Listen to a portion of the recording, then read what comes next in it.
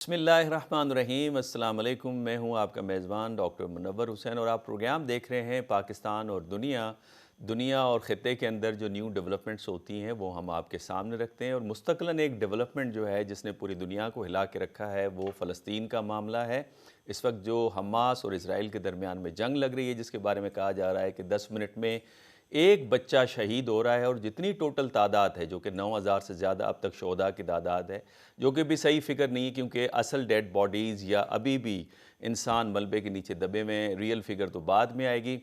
अलबत्ता उसकी आधी तादाद बच्चों की बताई जा रही है। इसी तरह ख़वातीन और बूढ़े और मर्द भी इसके अंदर शामिल हैं।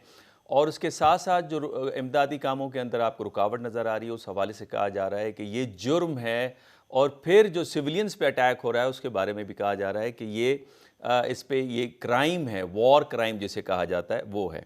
इस हवाले से आरज़ी जंग बंदी की बातें अमेरिका से सुनाई दे रही हैं, चूँकि पहले भी स्टेट सेक्रेटरी ब्लिंकन से पूछा गया था कि क्या जंग बंदी होगी, तो उन्होंने कहा जंग बंदी का मतलब है हमास को रीग्रुप करने की इजाज़त देना, लिहाजा आरज़ी जंग बंदी पे बात हो सकती है ह्यूमैनिटेरियन ग्राउंड्स के ऊपर।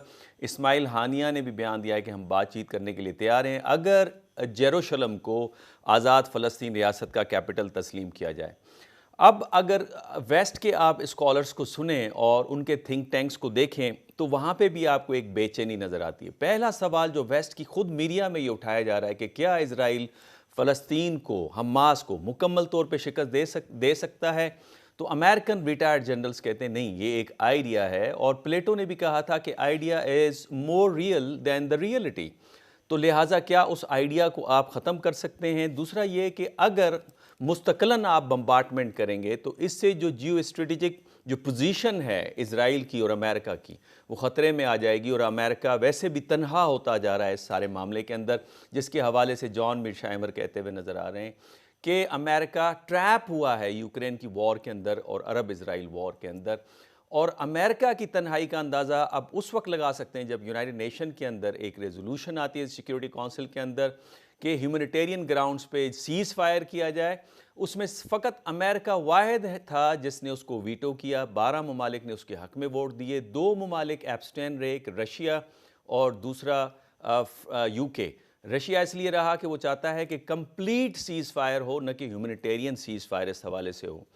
अलबत्ता इज़राइल क्यों कंटिन्यूसली बम्बार्टमेंट कर रहा है और माजी में भी कत्ल गारत का बाज़ार क्यों गर्म रहा, तो उसको अगर आप देखें तो इज़राइल का जो माइंडसेट है उसके अंदर उनका ये फ़ैसला है कि उनकी सिक्योरिटी इसी में है जब वो कंप्लीट कंट्रोल करें पूरे एरिया को। और वैसे भी उनका मजहबी अकीदा है कि जोशवा जो किताब है जिसमें कहा जाता है कि this is the promised land और खुदा ने उनको दी है, लिहाजा इसको वापस करने की ज़रूरत नहीं है, लिहाजा जो भी ज़मीन आप लेंगे वो वापस नहीं करेंगे। और उसकी मिसाल ये है कि यूनाइटेड नेशन के जिस इलाकों को ऑक्यूपाइड टेरिटरी का करार दिया है उसमें भी इजराइल ने तकरीबन 6 लाख लोगों की आबादकारी करते हुए आपको नज़र आते हैं, जिसमें 4 लाख वेस्ट बैंक के अंदर हैं, 2 लाख मशरिकी जेरूशलम के अंदर आपको नज़र आते हैं। अमेरिकन क्यों सपोर्ट कर रहे हैं लगातार इजराइल की, अगर इस हवाले से आप देखें तो वहाँ पे भी कोई अमेरिकन को इजराइलियों से मोहब्बत आपको नज़र नहीं आती।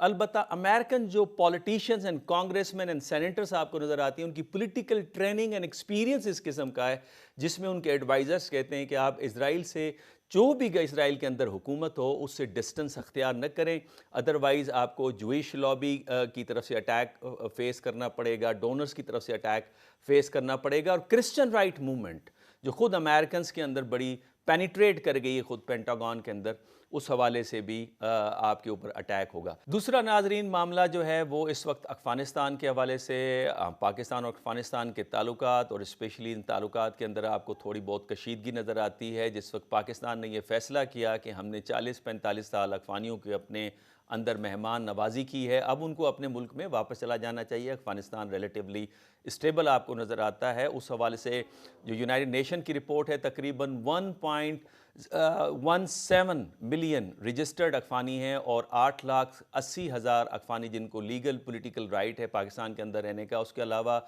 जो पाकिस्तान की इंटीरियर मिनिस्ट्री है उनका कहना है कि 1.73 मिलियन ऐसे अफ़गानी हैं जो अनरजिस्टर्ड हैं। उसके बाद पाकिस्तान की हुकूमत आपको एक्शन लेते हुए नज़र आती है और तकरीबन 70,000 80,000 के करीब चमन के अंदर जो इलीगल पास आईडी कार्ड बने हुए थे नादरा ने उनको भी ब्लॉक किया है और चारों सूबों के अंदर एक्शन नज़र आता है। उसमें कुछ पाकिस्तानी इसकी मुखालफत भी करते नज़र आते हैं। यूनाइटेड नेशंस का कहना है कि अपनी रजिस्ट्रेशन का जो प्रोसेस है उसको आप ज़्यादा बेहतर बताएं, लेकिन चूंकि पाकिस्तान की अपनी इकनॉमिक एंड पॉलिटिकल कंडीशन ऐसी है कि हम इस बर्डन को मज़ीद नहीं उठा सकते। और अगर तारीख़ी पस मंज़र में भी जाएँ तो वहाँ पे क्या माजी में अफ़गानिस्तान ने पाकिस्तान के साथ कोई बर्ताव अच्छा रखा था, चाहे वो खिलाफत मूवमेंट की बात हो या उसके बाद यूनाइटेड नेशन जो पहली मरतबा पाकिस्तान अपने आप को यूएन के अंदर रजिस्टर करवाने जा रहा था, तो अफ़गानिस्तान वाहिद मुल्क था जिसने पाकिस्तान की मुखालफत की थी।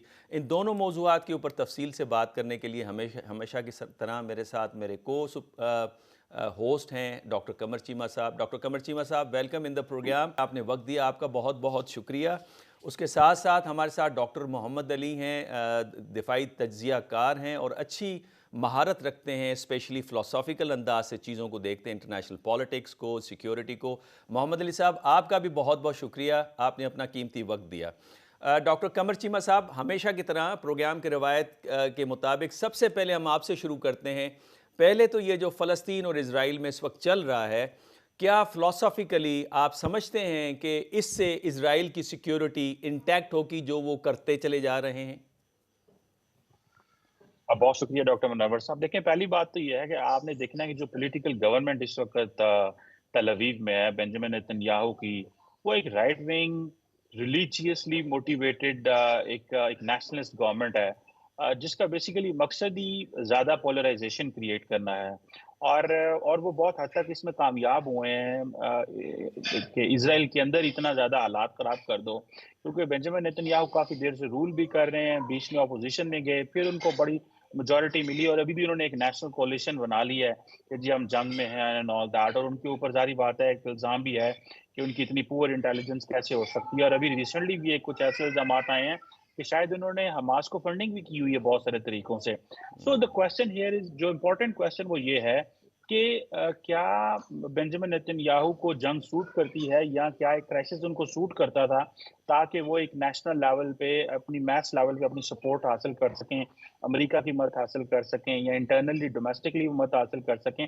एक तो एक इम्पॉर्टेंट क्वेश्चन ये है जिसका हमें पता ये चलता है कि वो किसी हद तक जो है इंटरनली भी लोगों को इकट्ठा करने में कामयाब हुए तो हैं, लेकिन इसका लॉन्ग टर्म क्या इम्पैक्ट होता है वो एक सेकंड क्वेश्चन है। अमेरिका की भी अनवेवरिंग सपोर्ट उनके साथ मौजूद है, जो कि हमें नजर आता है। थर्ड जो इम्पोर्टेंट क्वेश्चन है, जो आप भी बात कर रहे हैं, उनको कोई फायदा होगा या क्या होगा, या इससे क्या वो निकलने वाले क्या हैं। मुझे ऐसा लगता है कि कई पॉलिटिकल गवर्नमेंट्स ऐसी होती हैं जो एक थ्रेट को एक्सटर्नलाइज कर देती हैं। सो बेंजामिन नेतन्याहू ने मजीद थ्रेट को एक्सटर्नलाइज किया है, मजीद वॉर को एज एन इंस्ट्रूमेंट यूज कर रहे हैं फॉर रीगेनिंग इस पॉलिटिकल ग्राउंड, और उसमें बहुत हद तक वो कामयाब होते फॉर अ मोमेंट तो नजर आ रहे हैं। लेकिन ये कितनी लंबी चलती है, इसका आउटकम क्या होता है, particularly after the ground invasion, ये इसके क्या कॉन्सिक्वेंसेज होते हैं, और अगर एक नॉर्दर्न जो इलाका खाली करा के तमाम गजा के लोगों को साउथ में भेज दिया जाता है, टनल्स क्लियर करा पाते हैं कि नहीं, ये बहुत बड़ा क्वेश्चन है। लेकिन फिर भी फॉर अ मोमेंट इस वक्त मैं देख रहा था, यूएस सेक्रेटरी ऑफ स्टेट को भी कहना पड़ रहा था कि हमने कुछ सिविलियंस की डेथ्स देखी हैं, हमें हमें हमें इसको देखना है, कोलैटरल डैमेज कैसे ना हो, ये हो। तो मुझे तो लग ये रहा है कि दुनिया जो है वो फुल टाइम इस वक्त, पर्टिकुलरली वेस्टर्न वर्ल्ड जो है वो इसराइल को सपोर्ट कर रही है। बेंजामिन नेतन्याहू को घर से भी सपोर्ट किसी हद तक मिली हुई है, इंटरनेशनली भी सपोर्ट मिल रही है। हाँ, राइट्स बॉडीज हो, मीडिया हो, वो जारी बात है तनकीद कर रहे हैं। यूएन जनरल असेंबली ने अपनी एक वर्डिक्ट दे दी है।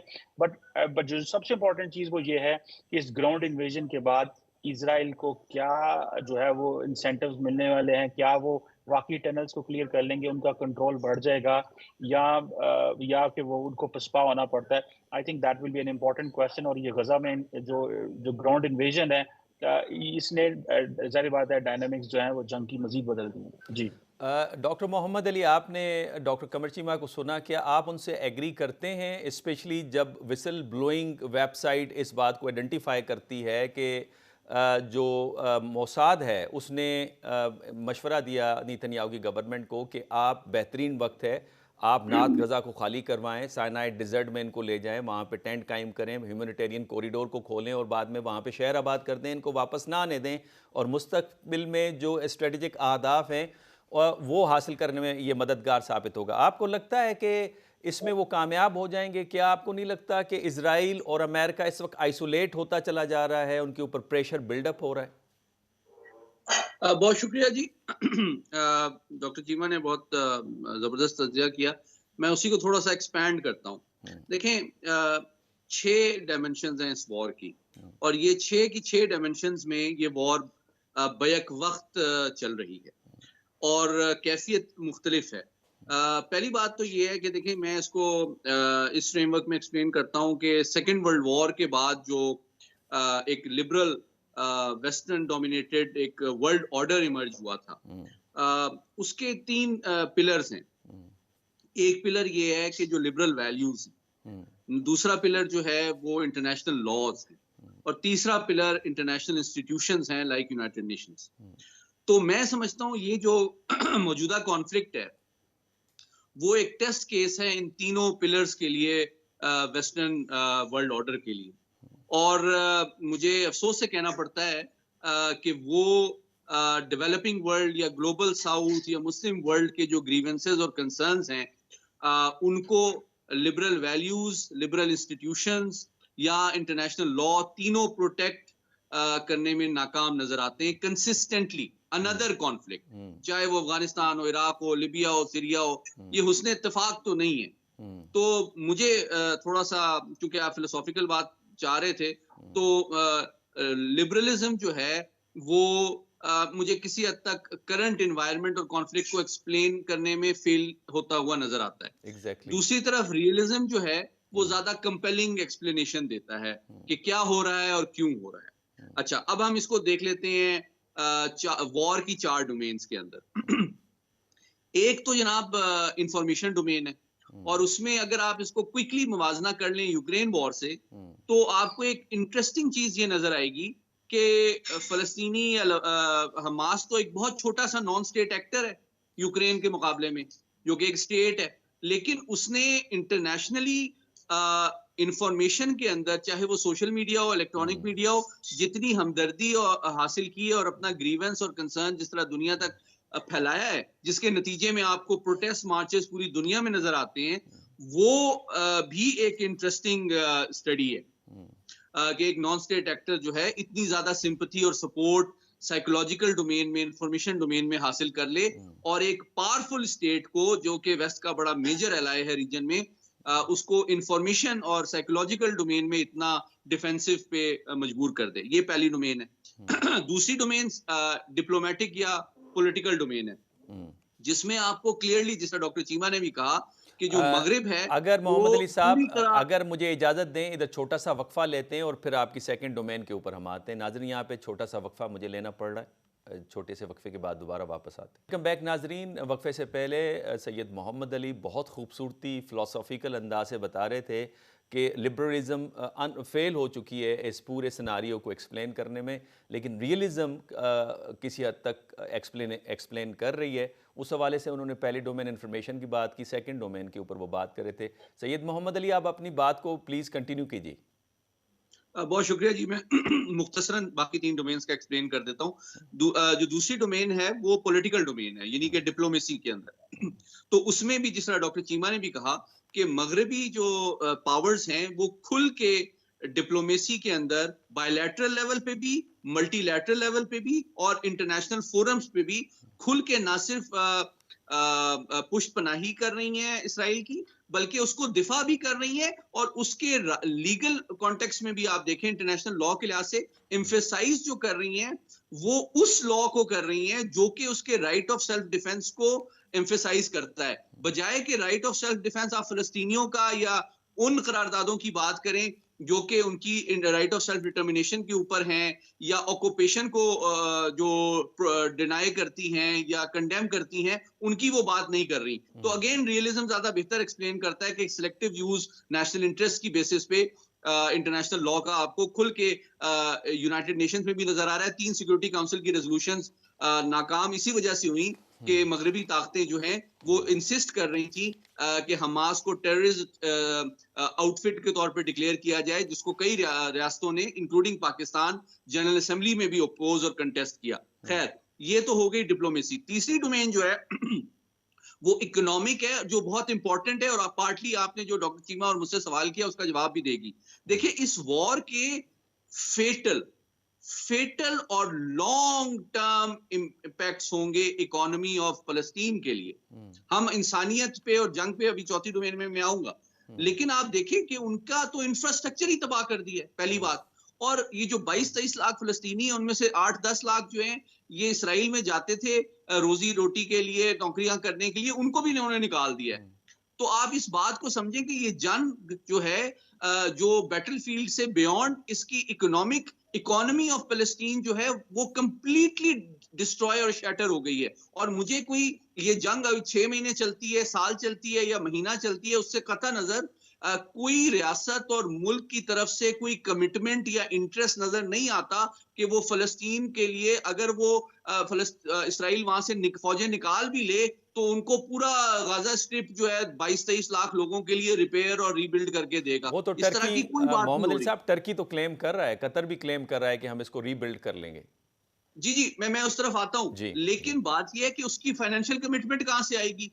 एक तरफ आप देखें, इसराइल को 13-14 billion dollar US Congress promise कर रही है कि जंग पे आप खर्च करें। आप जरा अंदाजा करें ऑर्डर ऑफ प्रायोरिटी का। 100 मिलियन डॉलर की बाइडेन साहब बात करते हैं ह्यूमैनिटेरियन इंटरवेंशन की, और 13-14 बिलियन डॉलर की दिफाई। तो इसका मतलब ये है कि एक शख्स को मैं 1000 रुपए दे रहा हूं हथियार बनाने के लिए और इस्तेमाल करने के लिए, और उसके ओपोनेंट को मैं दे रहा हूं 1 रुपया कि ये लाओ, जाओ जाके ना अपने लिए बैंडेड बंटम पट्टी का सामान ले लो। तो ये अप्रोच है वेस्ट की, जो रियलिटी को समझना बहुत जरूरी है। अच्छा मोहम्मद अली साहब, इसमें इजराइल को भी इकोनॉमिकली लॉस होगा? आई मीन जो कॉन्फिडेंस है इन्वेस्टर का। मैं उस तरफ आ रहा हूँ। बिल्कुल, देखिए बहुत उसको लॉस होगा, क्योंकि एक नॉर्मल जो यानी कि एक लिबरल, एक इंडस्ट्रियलाइज्ड अर्बनाइज्ड सोसाइटी है इसराइल, तो उसका अगर हुती एक मिसाइल फायर करते हैं, उनकी सारी एयर स्पेस बंद हो जाती है, तो उनका एयर ट्रैवल बंद हो जाता है। एक रॉकेट ही मार दें तो उसका फिजिकल डैमेज ना भी हो, तो इकोनॉमिक और बजा फरमाया, इकोनॉमिक एंड साइकोलॉजिकल उसका एक इम्पैक्ट तो आपको नजर आता है। जी, वो डिस्टर्ब हो जाती है। जी। तो क्विकली मैं ब्रीफली वॉर को एक्सप्लेन करना चाह रहा था। चौथी जो मिलिट्री डोमेन है, उसमें बुनियादी आर्गुमेंट मेरा ये है कि ये वॉर लंबी चलेगी और एक्सपैंड करेगी। अच्छा, उसकी बुनियादी वजह ये है कि अमेरिका और इसराइल चाहते हैं कि कन्वेंशनल अंदाज से ये जंग लड़ी जाए और क्विक मिलिट्री ऑब्जेक्टिव्स हासिल किए जाएं, यानी कि हमास को फिजिकली डिस्ट्रॉय करना या उसको डीकैपिटेट करना, उसके ऑपरेशनल ऑब्जेक्टिव्स हैं। लेकिन हमास की जंग का अंदाज डिफरेंट है, वो एसिमेट्रिकल और गैर रवायती जंग है। और अगर फ्यूचर में हिजबुल्ला, हूती और दीगर तंजीमें भी उसके साथ शामिल होती हैं, तो वो जंग ये अपने उस तरह नहीं लड़ेंगे जिस तरह और अमेरिका चाहते हैं, बल्कि आप अफगानिस्तान को देखें, शाम को देखें, ये जंग सालों चलेगी।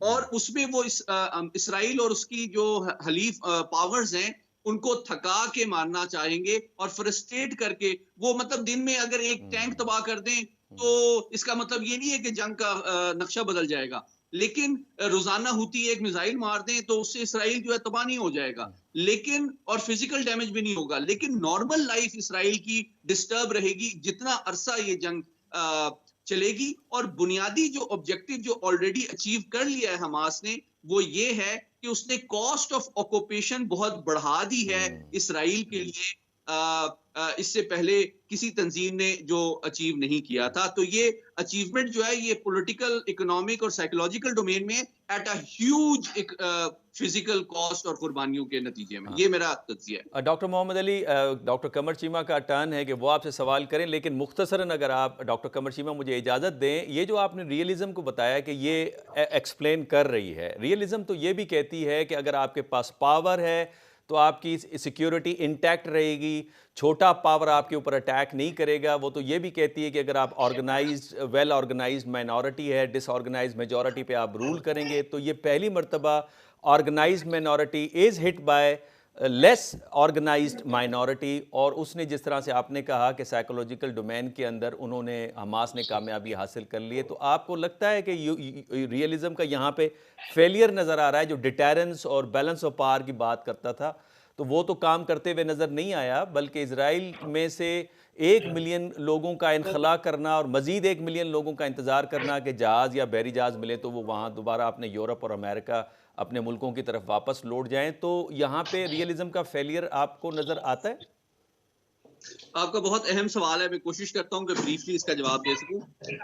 कंसेप्चुअली अगर आप रियलिज्म की बात करते हैं तो उस पर लंबी बात हम नहीं कर सकते, लेकिन मुख्तसरन मैं ये कहूंगा कि देखें, चूंकि पावर और डोमिनेंस जो है वो आपको क्लियरली और कंप्लीट यानी कि आप यूं कहें कि लॉज को, नॉर्म्स को, इंटरनेशनल इंस्टीट्यूशंस को वायलेट करना नेशनल इंटरेस्ट में डोमिनेंस के लिए, आपको ऑफेंसिव रियलिज्म का क्लियर एक्सप्लेनेशन एक ज्यादा कन्विंसिंग अंदाज में नजर आती है as compare to the new liberal paradigm. अच्छा, दूसरी बात ये है कि देखें, इस जंग को जिस तरह एम्बेसडर मुनीर अकरम ने भी कहा यूनाइटेड नेशंस जनरल असेंबली में, इसको एक इवेंट या 7 अक्टूबर से मशरूत करके देखना मेरे ख्याल में गलती होगी। उसकी बुनियादी वजह यह है कि देखिए, 50 साल से ज्यादा वो ऑक्यूपेशन भी है, और 48 से लेके आज तक, खासतौर पे 1967 से लेके आज तक, हर कॉन्फ्लिक्ट को इस्तेमाल किया है इसराइल ने मजीद फलस्तीनियों को बांटने और उनकी जमीन पे कब्जा करने और उस पर आबादकारी करने। तो ये प्रोसेस, मैं इस जंग को उसी तसलसल का एक हिस्सा देखता हूं, और ये तसलसल से चल रहा है। और unfortunately international law, international institution, international norms इस एक्सपेंशनिस्ट पॉलिसी ऑफ इसराइल को डिटर करने में या डिनाई करने में अनफॉर्चुनेटली नाकाम नजर आता है। डॉक्टर कमर चीमा साहब जी, आप अगर कोई सवाल करना चाहें।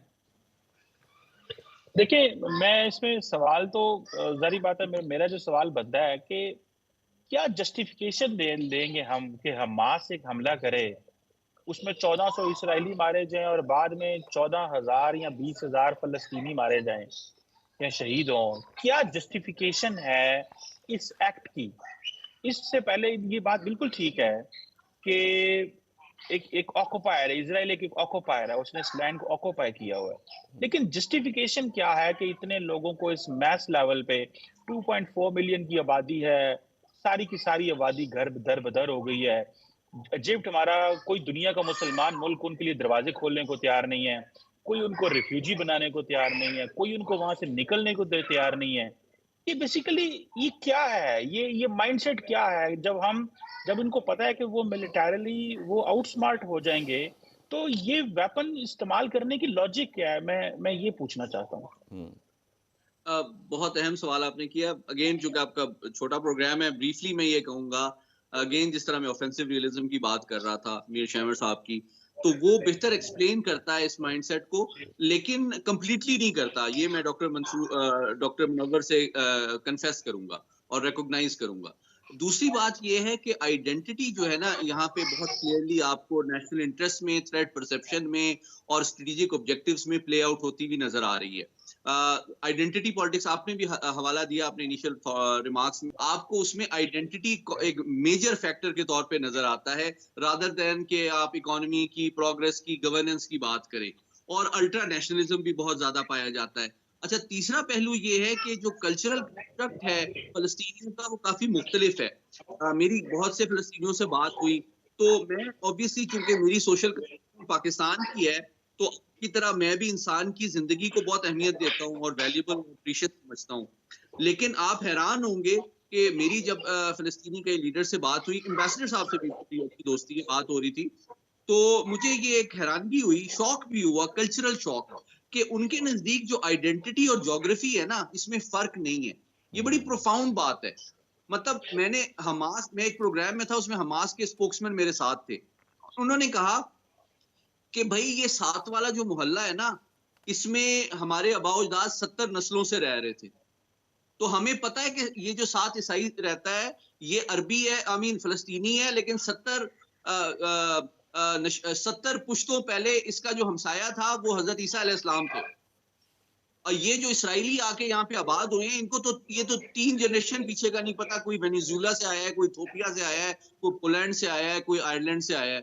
तो ये कैसे सन ऑफ द सॉइल हो गए? और हम यहाँ से जाएंगे तो फिर उनका ये जो तजुर्बा है ना 1948 से, कि हर दफा जंग के नतीजे में उनको तबाह करके, मार के, जमीन पे कब्जा करके वहां पे नई आबादकारी कर दी जाती है।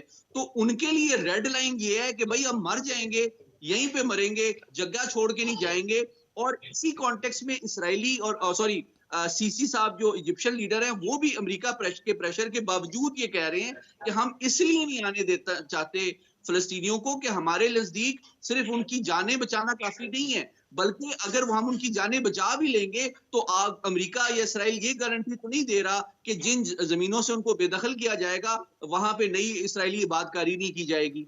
तो ठीक है असल इसको मोहम्मद अली साहब, मुझे यहाँ पे ब्रेक का कहा जा रहा है, मजबूरी है, मुझे माजरत के साथ आपको इंटरप्ट कर रहा हूँ। जब ब्रेक से वापस आएंगे तो थोड़ा सा इस प्रोग्राम को आगे लेके जाएंगे और आखिरी हिस्से में हम फिर अफ़गानिस्तान के हवाले से भी बात कर लेंगे। लेते हैं यहाँ छोटी सी ब्रेक। वेलकम बैक नाजरीन। वक्फे से पहले सैयद मोहम्मद अली बता रहे थे और बड़ी इंपॉर्टेंट बात कर रहे थे कि फ़लस्तीनियों के लिए आइडेंटिटी और जोग्राफ़ी दोनों के दरमियान में कोई फ़र्क फ़लस्तीनियंस के हवाले से नज़र आता है। और वो कहते हैं कि मैं बीइंग फ़लस्तीनियन, मुझे राइट नहीं है कि मैं वापस जाऊँ अपने शहर में, और दूसरे ममालिक से जो लोग हैं वो जो ज्यूज़ के नाम के ऊपर सेटल डाउन हुए हैं, उनको हक़ है कि वो वहाँ पे जाएँ, नेशनलिटी हासिल करें, लेकिन मुझे हक़ नहीं है कि मैं अपनी औलाद के साथ उस इलाके को विज़िट भी पे कर सकूं। तो यही बात सैयद मोहम्मद अली कर रहे थे। जी सैयद मोहम्मद अली साहब, अगर आप क्विकली अपने पॉइंट को पेश कर दें ताकि फिर हम नेक्स्ट सेगमेंट की तरफ जा सकें। देखिए जी, बस मैं मुख्तसर यही कहूँगा कि ये जंग जो है मेरी तवक्को के मुताबिक ये लो इंटेंसिटी वॉर है और ये लंबी चलेगी और एहतमाल ये है कि ज़्यादा फैलेगी। क्योंकि बुनियादी तौर पे इसमें जो जंगी मकासद हैं फ़लस्तीनियों के, वो यही है कि कॉस्ट ऑफ ऑक्यूपेशन को इसराइल के लिए बढ़ा दिया जाए। बल्कि उन्होंने एक आर्टिकल भी लिखा, एक फ़लस्तीनी लीडर ने अल जज़ीरा में, उन्होंने कहा it is better to die on our feet rather than on our knees. क्योंकि हम रोज मरते हैं और दुनिया पे तो कोई जूं भी नहीं लेगती, और इसराइल और अरब ममालिक नॉर्मलाइज हो रहे हैं उनके ताल्लुकात, तो उसके बाद तो हमारा कोई वाली वारिस नहीं रहेगा। तो मेरे ख्याल में इसके जरिए से उन्होंने 3 ऑब्जेक्टिव्स ऑलरेडी बहुत at great cost and destruction achieve कर लिए हैं। एक ऑब्जेक्टिव ये है कि दोबारा से मसला फ़लस्तीन दुनिया की आलमी मसला बन गया है, एक सिक्योरिटी का मसला बन गया है, रीजनल सिक्योरिटी का।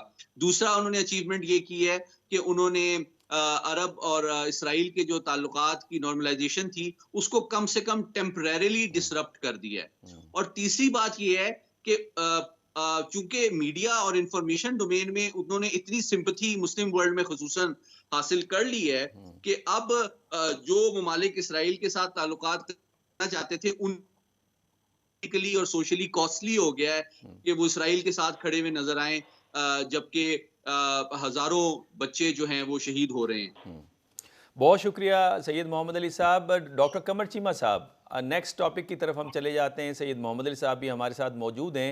पाकिस्तान के अंदर एक काउंटर आर्गूमेंट आ रहा है कि जनाब हुकूमत क्यों निकाल रही है, यहाँ पे अफ़गानियों के छोटे छोटे बच्चे पढ़ रहे हैं, उनको अपने 2.5 करोड़ बच्चे नज़र नहीं आ रहे जो स्कूलों से बाहर हैं।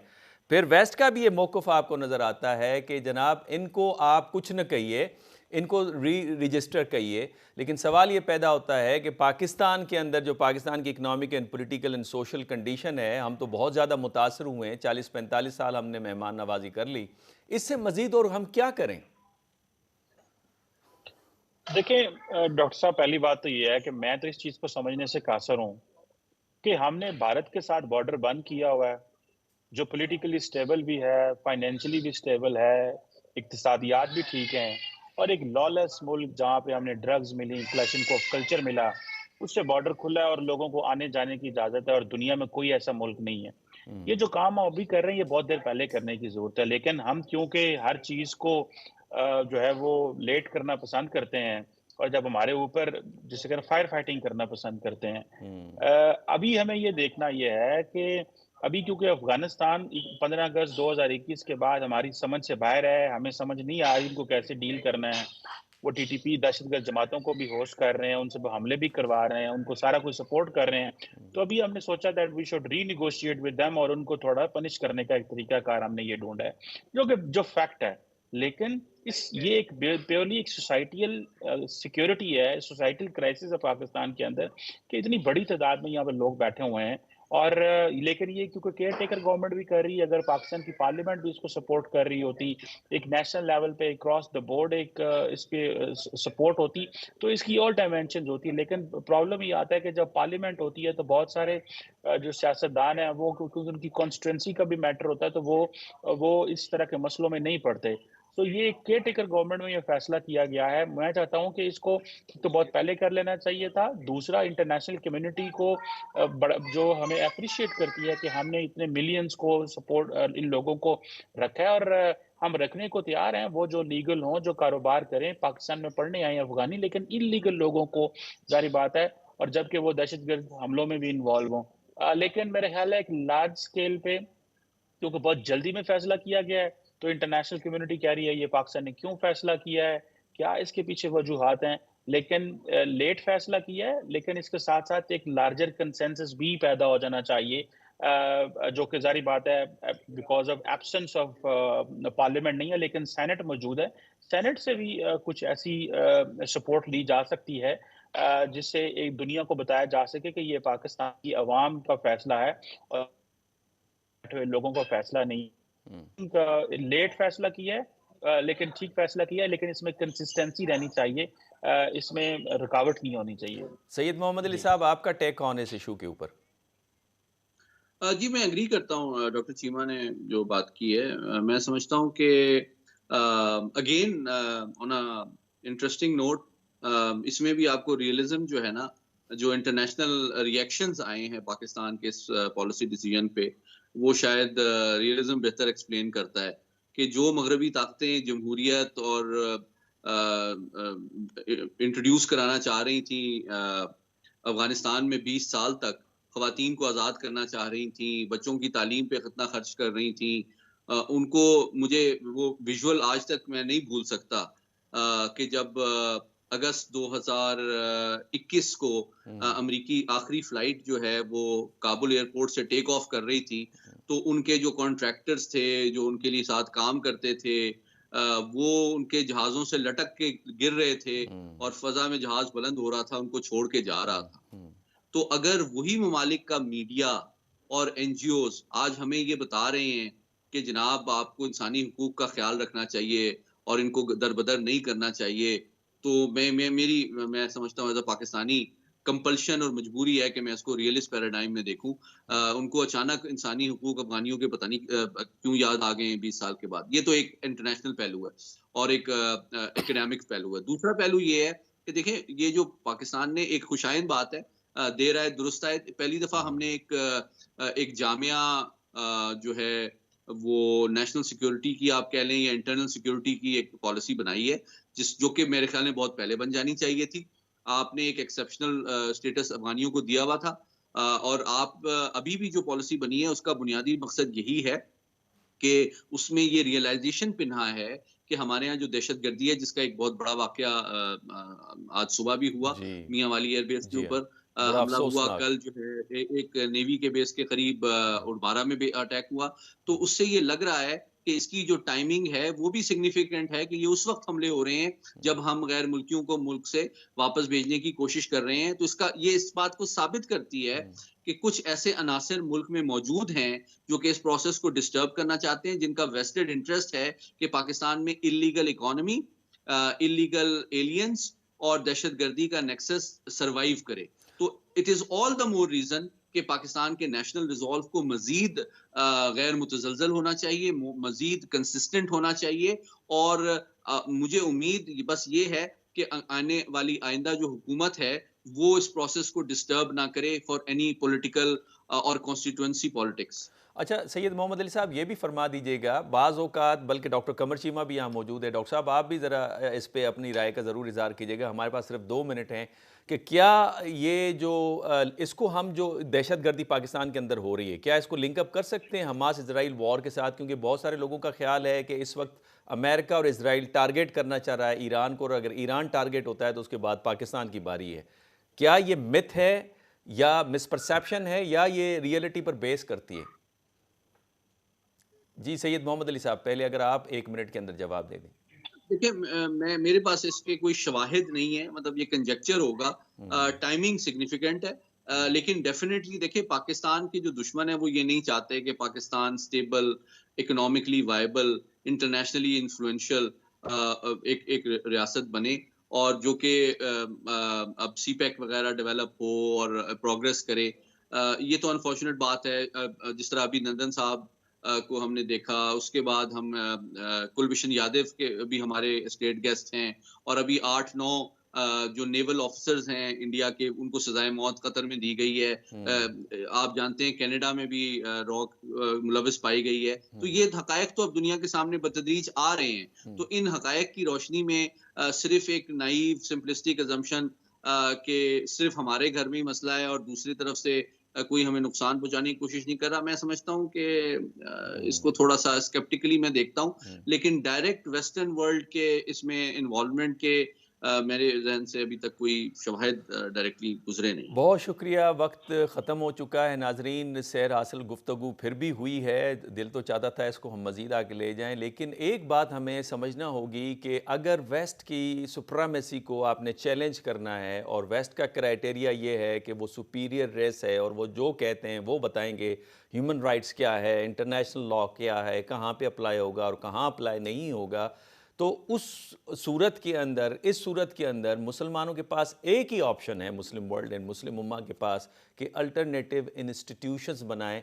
जो कि बदकिस्मती से हमारे पास नहीं है। जब तक आप इंस्टीट्यूशनल रिस्पांस नहीं देंगे, आप अपने राइट्स को, राइट ऑफ सेल्फ डिटर्मिनेशन को, चाहे वो कश्मीर का मामला हो या फ़लस्तीन का मामला हो, आप उसे हासिल नहीं कर पाएंगे। इस हफ्ते के लिए यही आपके कमेंट्स का इंतज़ार रहेगा, हमारे लिए काफ़ी मुफीद साबित होते हैं। हम इस प्रोग्राम को मज़ीद कैसे बेहतर बना सकते हैं, आप हमारी राय से एग्री करते हैं, डिसएग्री करते हैं, किन टॉपिक्स पे मज़ीद हमें बात करनी चाहिए, आपकी राय का इंतज़ार रहेगा। इजाज़त दीजिए, अल्लाह हाफ़िज़।